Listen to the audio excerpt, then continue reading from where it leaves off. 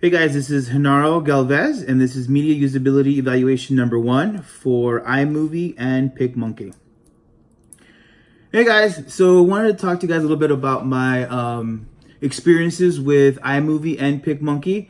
So with iMovie, I was kind of familiar with it in that I've used it for collage videos and what have you, but I've never really actually done a video movie before, so that was new for me, and the interface was new. But as long as you know Apple products, I think it's really easy for anyone to use. If you don't have Apple products, you're not familiar with them, it might be a little bit of a challenge, but it's pretty user friendly. Where I did struggle was PicMonkey. I had originally been attracted to it because of YouTube, and they sold it to me as 1, 2, 3 and done, right? So I said, hey, it can't be that bad. The internet doesn't lie. It did. I must have done it, I don't know, 1, 2, 20 times and wasn't able to do it, right? You guys saw my failed uploads, and I gave up until maybe about 2 days later, in a 3-minute video from a 10-year-old blogger, and voila, it just snapped and was able to do it right away. So I think my extraneous load was caused by the expectation that it was going to be really easy, and I was humbled by a 10-year-old blogger, and pretty cool. Check it out.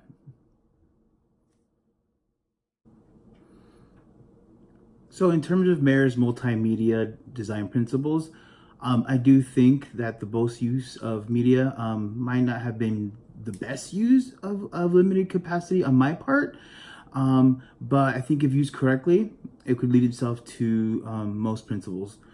For example, when used in combination with multimedia, principles of using pictures and words together, it can be done effectively using both iMovie and PicMonkey. In regards to spatial and temporal congruity, both work together to control the space and the time, info appropriately, while allowing you to keep a level of coherence by not overdoing it with useless information. Because the media are customizable for the content and subject to individual differences, I think the right level of cognitive load and working memory allows for learning to occur. So I think that these two platforms are usable and effective.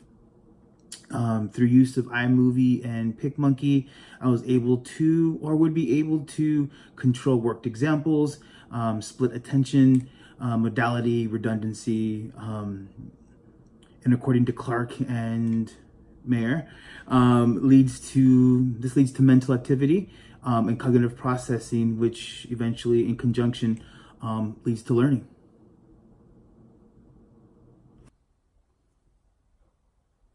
Some of the elements that are familiar to the learner will be the playback feature on iMovie.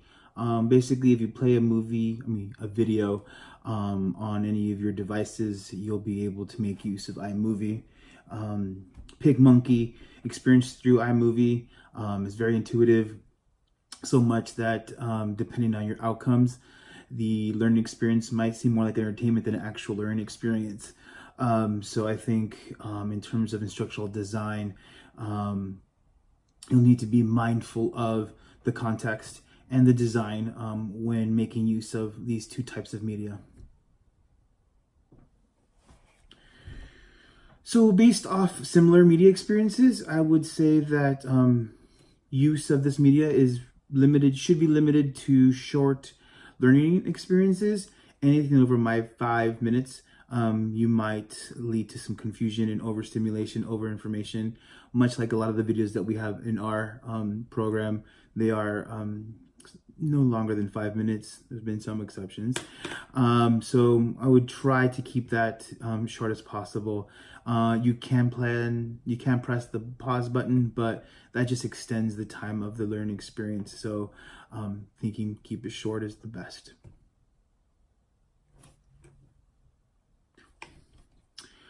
So in terms of the assignment and the learning outcomes, in terms of the self-introduction, I do believe that the use of media of PicMonkey and iMovie were appropriate, as it allowed the learner to really be introduced to the presenter.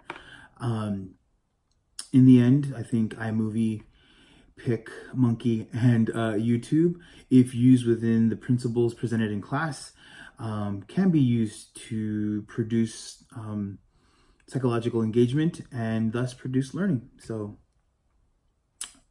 2 thumbs up. Thanks for listening, guys. Bye.